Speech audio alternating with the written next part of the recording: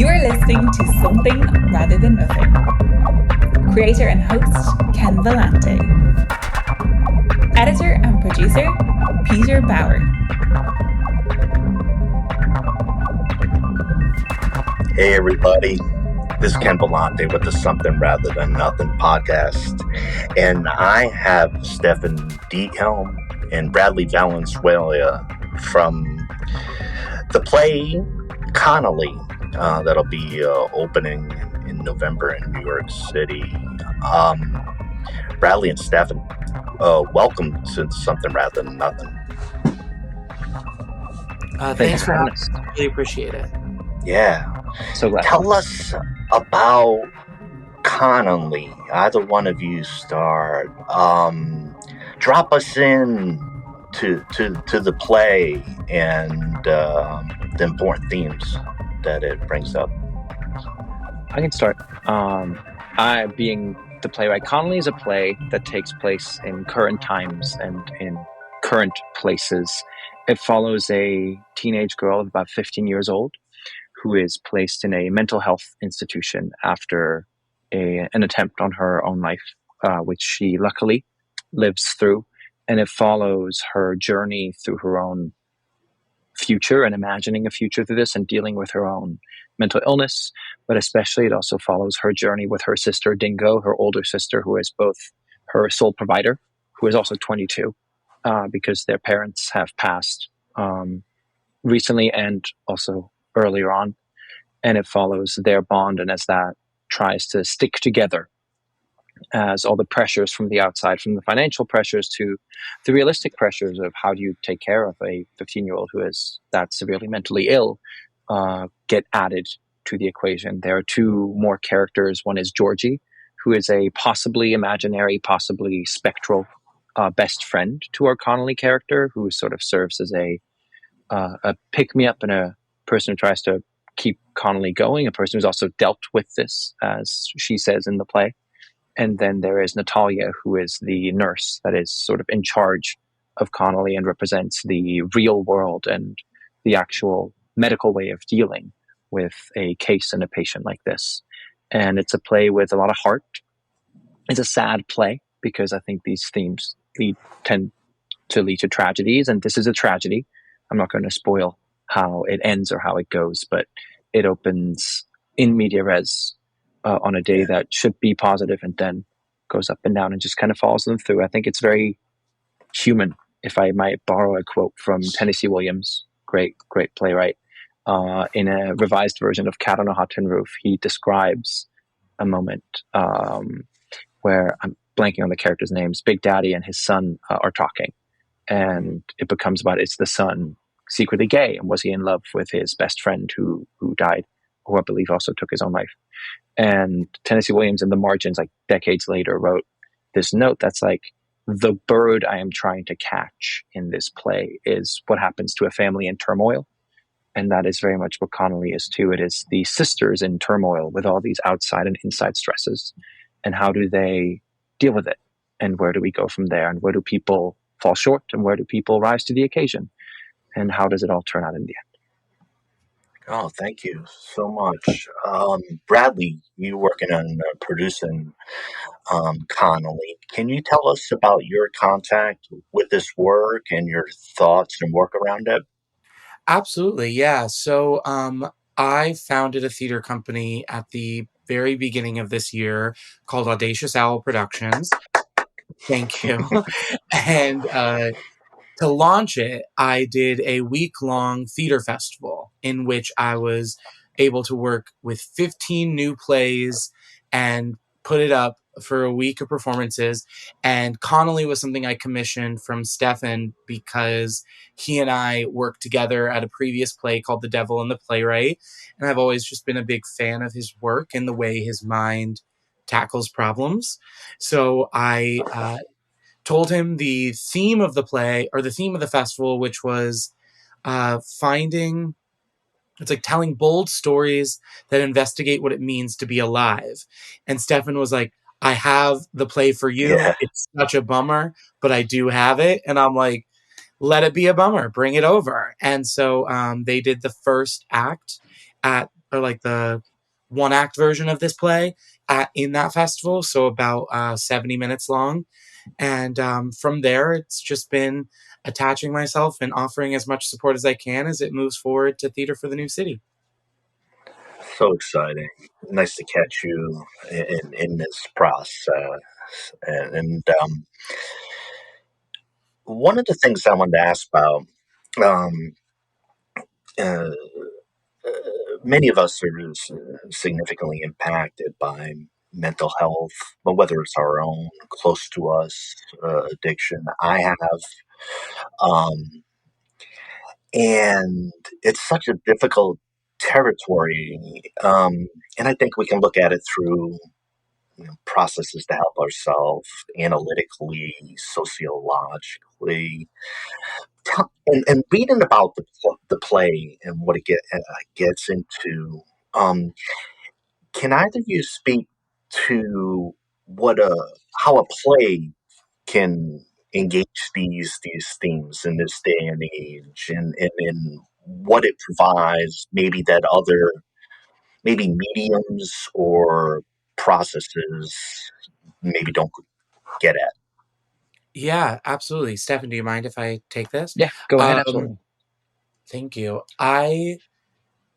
I really agree. It's such a prevalent thing. Mental health is something that's so in our world right now, and I feel like the circumstances of the world are just compounding any of these problems and making them more present and more painful and exacerbating them.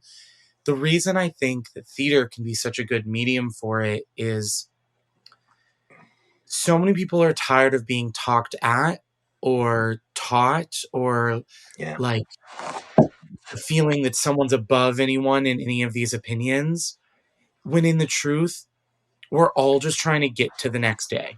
We're all doing our best to move forward to the next moment and to the next day. And with theater, what it does is it allows you just to see humans in a space together, struggling to get to that next day. yeah, And you don't get preached at by them. You're just experiencing with them. And in that experience allows an opportunity for empathy and can allow for moments of understanding of your own um, concerns with yourself from these characters, from what these beautiful characters do by just being on stage and living with you. That's why I think theater can be such a valuable medium for social issues and emotional issues, and in just allowing empathy through a human on the stage. love it. Stefan, the play format and what it does that might be different in your mind.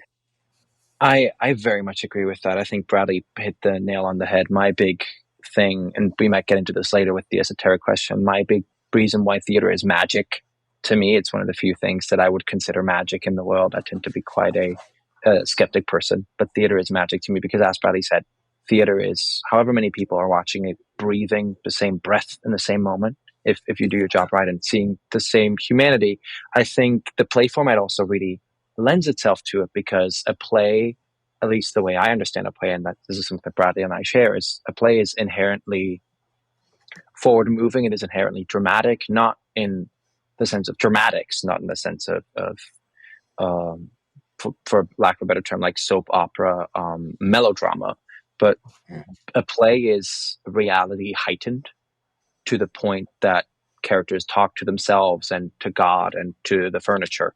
It's putting these human beings in the most extreme of situations, which lends itself well to these things, because these are big themes that I think need discussing, and we're quite reluctant to discuss because they can be as impactful as any human emotion can get.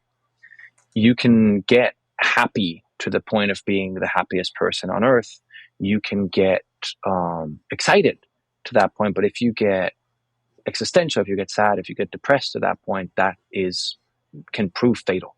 And I think that's why we try to shy away from it, which is why the theater gives us both the confrontation with it on the stage and finding the humanity in these characters, while also giving us the safety of it's pretend. The beautiful thing about a play like this is at the end, the actors bow and everyone goes home. And you get to experience the story with them, But this is something we talked about a lot, Bradley and I, and also our director, Lanes May, who was not able to be with us here today, that our biggest mantra in all this is to never go for shock value, because it can be so easy to do something that grips the audience's hearts and freaks them out. And I think it is our job as theater artists to move people and to make them uncomfortable sometimes, but just doing it for shock, for people to be like, oh my God, I can't believe that just happened, especially with a subject like this, I think goes against that in a major way. I think, as Bradley said, people get to see the shared humanity. People get to deal with something that's painful, that's hard, that they might have personal connections to, that makes them think of. But it's always in a way that's forward moving. It's always in a way that gets us to the next day, that gets us to see this a little bit more human. And at the end of the day, everyone bows and they get to go home together, which is quite nice. Yeah, I love that sentiment. Well, the action. I'm not a theater expert. As a matter of fact, through the course of this show, I've been able to learn and come in contact with theater, with dance, with all these creative arts, and it led me to there's a podcast, Freakonomics podcast, and they had like 5 parts on like it's provocative titles, but it was incisive. How is theater still around? And like, and they went into the heart of a production and like kind of followed how it happened and things that went wrong or cast members left, and it was thrilling. Um, but it really re-engaged me in the part that I found that I adore about theater. There's something I'm tantalized by live performance. The fact that people working together, all discrete roles, things pulling together, it has to happen at a time, and it's always a bit different, and that fascinates me. And I like that vitality. I think the Freakonomics like investigation around this, that's really what it ran into. Is like, I don't know why, but put humans together going back forever, they're gonna sit and watch people act out stuff in in a basic way. Something human, something really human about it. We're speaking with Stefan Diethelm and Bradley Valenzuela uh, about regarding the play Connoly. And you two mentioned you had worked together, and I was just a little curious about that. Could you tell us a little bit about your previous work? Pretty much in the way I was thinking of like how you pull things together and make something. I was just curious about that. Yeah, absolutely. So our first project was a play called Devil and the Playwright, which was a take on like the Faustian myths of deals with the devil, in which a playwright jumped around different play ideas with the devil's magic help and ended up falling in love with the character, and completely going off the rails and breaking all the rules. And that was very fun because not only was it my directorial debut in New York, it was also my producing debut in New York. Whoa. So what happened was Stefan sent me the first 2/3 of the play.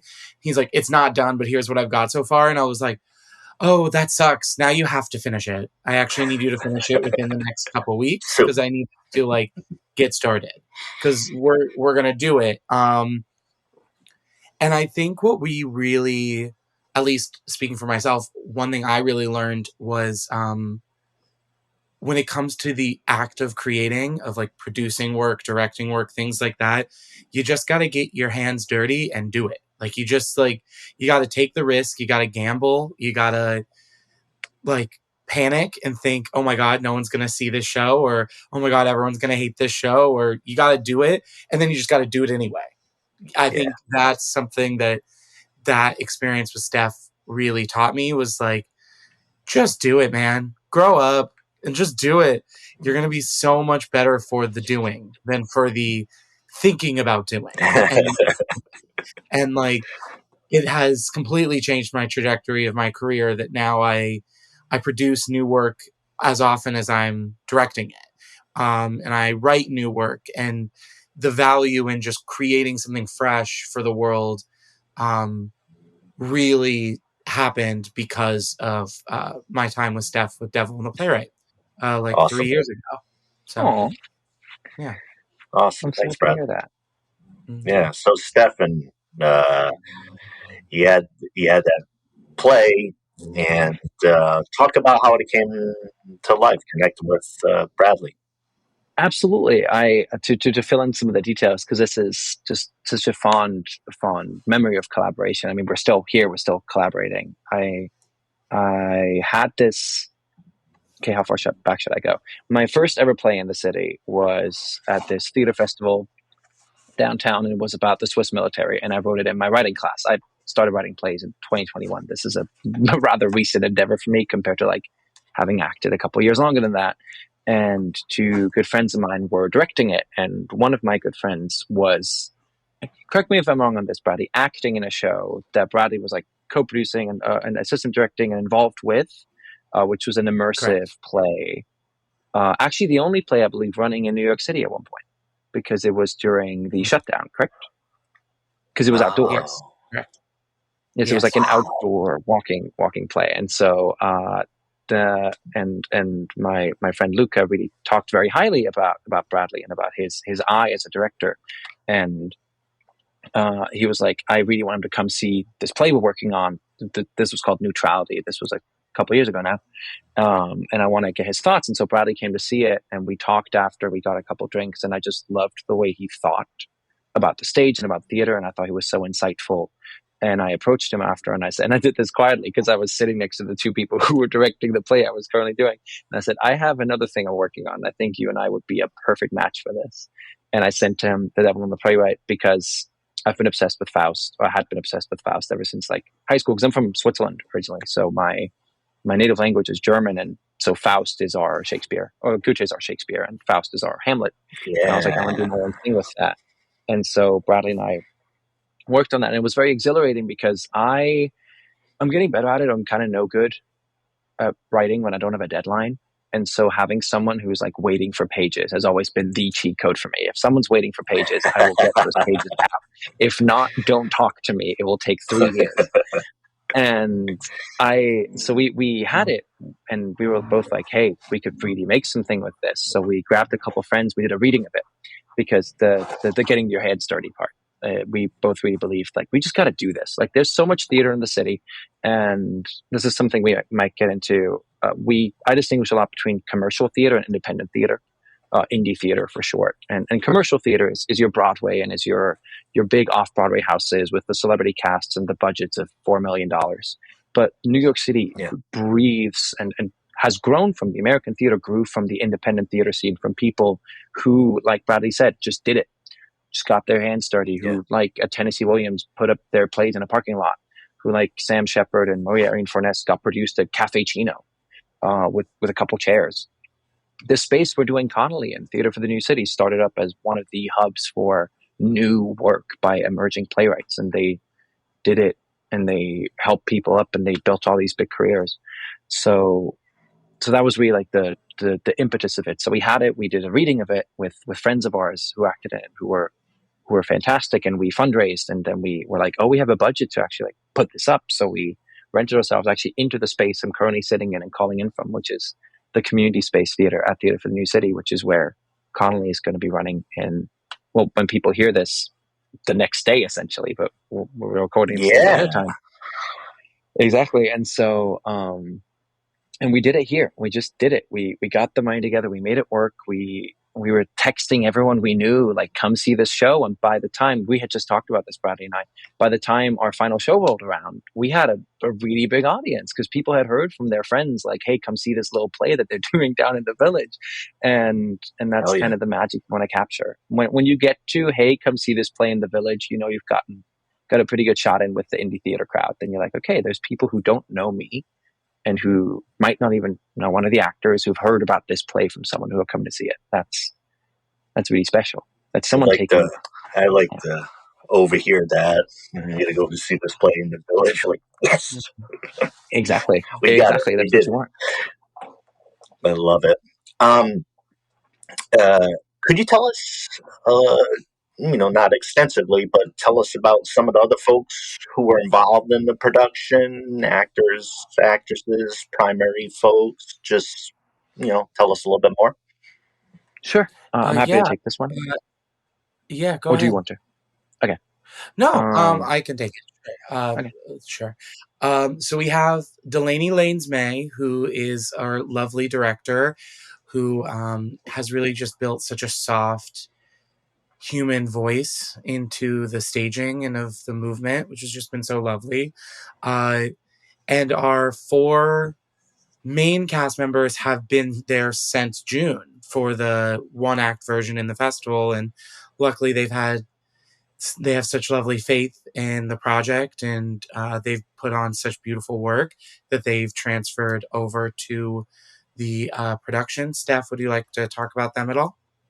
Absolutely. We have a wonderful. It's a 6-headed cast. We have 4 characters, so we have 4 lead main cast members and then 2 swings. So the ensemble features Nikki Newberger, who is playing Connoly, this title role, which is quite the challenging undertaking. All of them are challenging, but she really brings such a beautiful depth and a aliveness, but also an innocence to the character that just makes all the things that she goes through all the more heartbreaking. Abby Messina, who plays Dingo, the older sister, just first and foremost, one of the best stop and starter actors I've ever worked with. There's a lot of stop and start dialogue that she has to do, and she just nails it. And she brings such a heart to the character as well that both of them just break your hearts every time they're on stage. You're like, you just want them to be okay, and you watch, and you know that they Yeah. might or might not be. Yeah. Emily Kendall Cohen, who plays our Georgie, who is the sort of spectral character, is again the entire ensemble is brilliant. She brings a really playful energy to a part that's like not quite real, which is really really interesting and really adds to this sort of absurd layer over it all. And then Alessia Sikli, who plays Natalia, the nurse, plays a role who might type is a little bit older than she is, but she just has a amazing groundedness and a heart forward way of playing this nurse that really makes you empathize with her, even when the things she might have to talk about or do are not necessarily what you would want for there to be. Because sometimes caring for people with intense mental illness means making hard decisions, even when the decisions are not the most comfortable or not the most smooth. And then we have 2 amazing swings, Elena Bozart and Maddie Danning, who are both covering 2 roles and are actually going to be stepping in for select performances. So if you want to see different takes on both the sisters come through on those dates, they're going to be also on our Instagram. So you can actually see different melanges. We're currently planning it. So you get to see different alignments. So the 2 main sisters and then 1 swing, 1 main sister, and then the other. So there's 3 reasons to see the show because you get 3 different couplings of sisters on different days. That's fantastic. I'm listening to you. I'm thinking about the production, like how to pull it off. That's the fascinating piece about it, like how the newness or something you might see from one day to the next. All right, we're gonna switch gears here. I'm gonna ask Bradley. This is a art philosophy program, and we're certainly talking about a lot of big things, but Bradley, I wanted to ask you, as a creator, what what what is art, or if you want to be more specific, like what is a play? But also, 2025. We're talking late 2025 here. Is art's role changed? So, what is our plays, and is the role the same as it's been, or is something different going on now? That's a lovely question. I would say, to speak specifically about plays, there is a deeper truth that I think will always live in plays and what their purpose is, which is to reflect the world and to make the audience look at themselves in a way they wouldn't always. I think that is something that's been happening forever. I think since seeing Medea in ancient Greek times, there was people seeing a version of themselves they don't want to believe is true, but know is true based off the circumstances they're in. I think there's always been a place of hard truths and beautiful opportunities in theater, a chance to grow, a chance to challenge yourself, a chance to be the best version of you that always has existed. I think in present time, what I would say is theater has a larger, and I say larger considering like the time I'm aware of, a larger obligation to reach out to the current modern hand of the people of the time. I think we're in this age where people think that everything is a fad that's going to pass. There's always something constantly the new thing. Yeah. Everything is the new replacement, down to, frankly, the bullshit chat GBT of it all. Like and there's a reason theater has lasted thousands of years and is still doing so, because it is us now, and it's us then, and it's what we could be if we give it a chance. And so my opinion is that as a theater maker, theater right now needs to be more direct and clear of what audiences it wants to connect to, and reminding them that they are here right now and that they're present, because we're like chasing the next fad. And I think instead we need to be present in the moments we live in. So that's where I think theater as an art form is traveling at this moment. Thank you, Bradley. Wow. I'm not that I wasn't converted before. I'm a full convert to what you said. Stefan, play and art this day and age, the role. So it's so hard to find, because what Bradley just said blew me away. You took all the words out of my head, but I will try to find some anyways, because I do love to talk, which is why I write plays, because no one can interrupt me when I write on my little computer. I couldn't second that more. I think theater. I'll say something about where theater has been going. I find, and take this as the perspective of an indie theater maker who does not yet get paid the big commercial bucks for his plays, who does go to commercial plays and who talks to people and thinks about commercial plays a lot. I think, to Bradley's point, theater has that magic, the constancy, the not chasing the next fad, the gripping people and putting them into a room together for 2 hours and making them aware of their own humanity, aware that they're here now. But I also think that is a responsibility. And I think that it is all too easy to do away with that in favor of flash, in favor of escapism, which can have its own use. I'm not saying every theater piece has to make you go out and be like, what is happening? Yeah. But it's very easy to, not easy. It is an exit to shirk from the responsibility of making people aware of that and of putting people in that room by just going for what sells, what is comfortable, for the showbiz of it all. And I think, sadly, that a lot of theater has been doing that, which is also why I think a lot of theater tends to struggle sometimes. Like you were mentioning the podcast you were listening to about like, how is theater still around? I mean, a couple weeks ago, there was an article in the New York Times about how every musical on Broadway is losing money. And part of that is very high budgets and rents of spaces and all that, and tourism and ticket pricing and all that. But I think it has a lot to do with what Bradley said. Theater shies away from naming the audience it wants, and also theater shies away from trying to move or shake something. I think a lot of theater is happy being in a comfortable little box. A lot of theater is happy being the thing you go to for a good time. And I love that sometimes too, but I think theater is alive. But it's only alive if we want it to be alive, and that means taking risks. That means putting people in the position to to have the mirror being held up to them, as Bradley said. It is the mirror to reality, and sometimes reality is messy.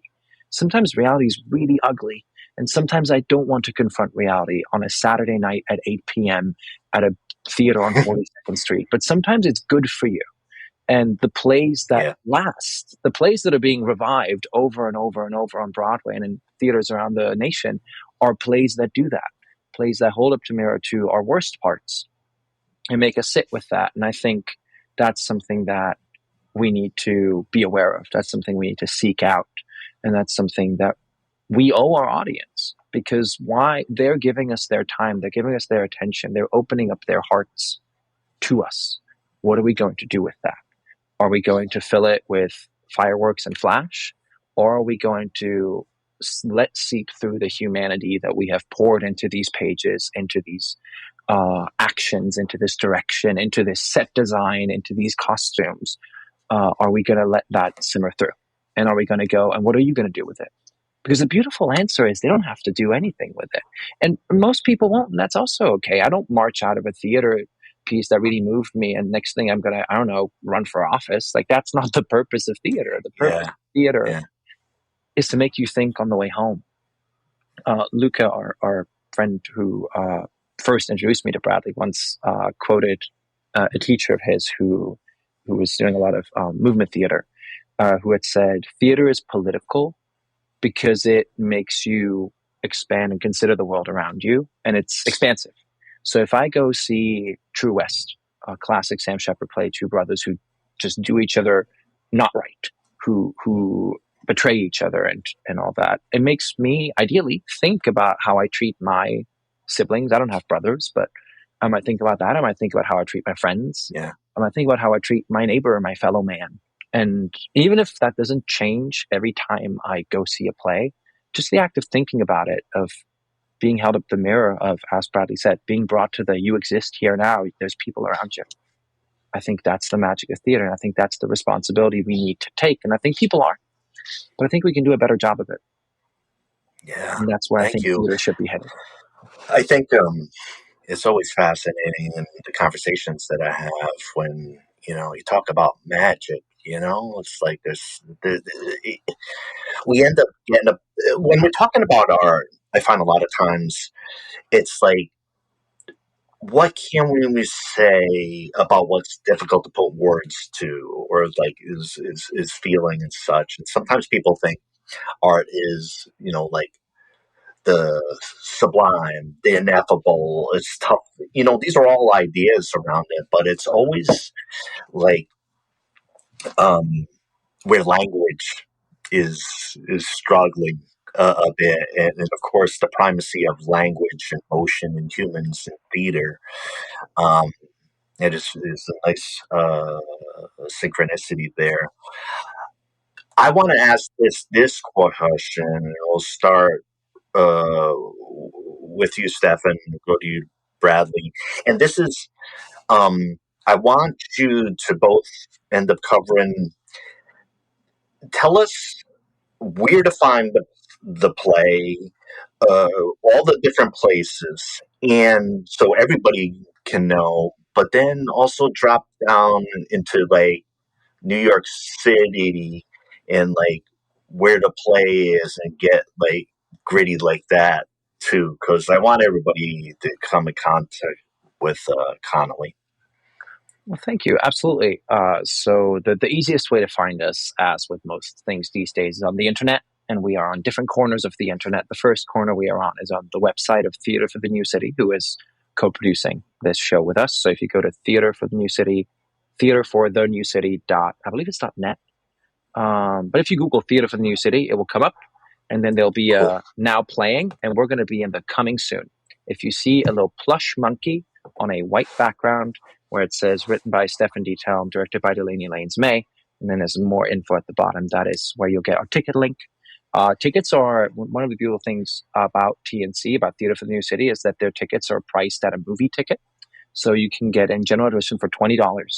And if you're a senior citizen or a student, you can get in for $15. We might also at some point do ticket deals and the like, so keep an eye out for that.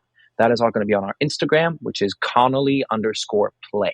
Connoly_play, the same icon, that monkey that you'll find. In terms of how to get there, if you'll allow me, Bradley, I am in my day job a New York City tour guide, so I love talking about all the streets and where people go. So here's how you're going to get there. So if you're already in the city, and I say you're going to take the L train to First Avenue, you're going to know what I mean. Basically, you take the L train as far as you can go before it hits Brooklyn. And you're going to be in Manhattan on this eastern corner. You're going to go to First Avenue. You're going to start walking down. You're going to walk from 14th Street to 13th and further down. You're going to be passing a lot of great restaurants. There's a lot of great Vietnamese spots, some great late night food. There's a school there as well. And as you hit the street, well, the block that is between 10th and 9th Street at 155th First Avenue, you're going to be seeing a red and white building, which has a yellow sign that I believe has been there for about 30 years that says Theater for the New City. And that is how you'll find it. You'll walk straight to the doors up to the will call, up to the box office. There's going to be someone waiting there for you. They're going to be able to sell you a ticket on the spot. You can buy them online. I believe if you buy on the spot, they do prefer cash. And I think they do credit card. I don't know if they do a Venmo or something like that. I don't believe so. So be ready with that.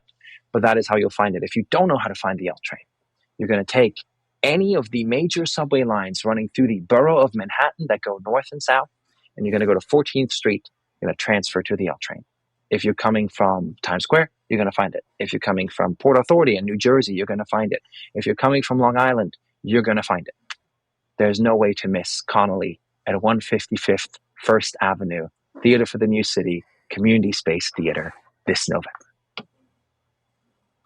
That's my spiel. That's the first time I used the drums in my podcast. I had to. And it was after that. I'm listening to. I've been enthralled in talking about the. I'm like, I'm gonna have to hit the drums at some point. Jeez, it's incredible. I feel like I'm there. I feel like I can't get lost. Yeah, no, now you know how to find it. Otherwise, call me. I'll tell you where it is. I'm not going to put my number on the podcast, but you'll find my number.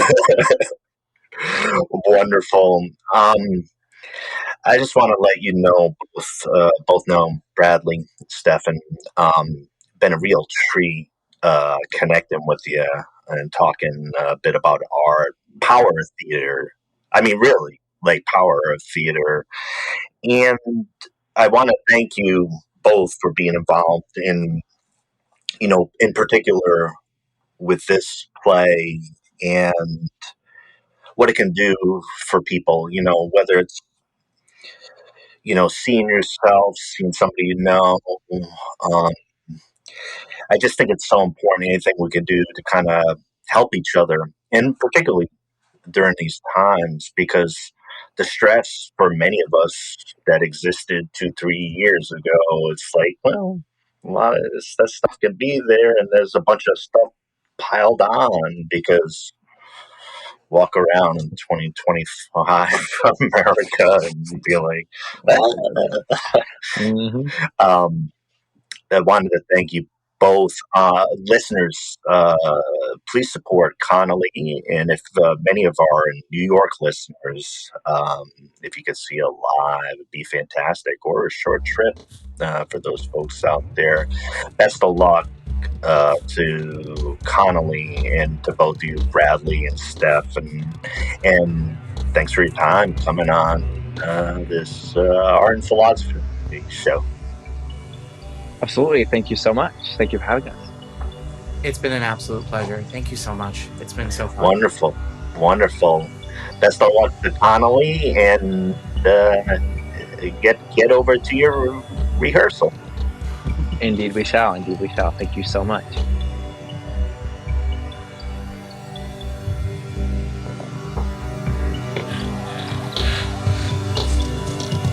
This is Something Rather Than Nothing,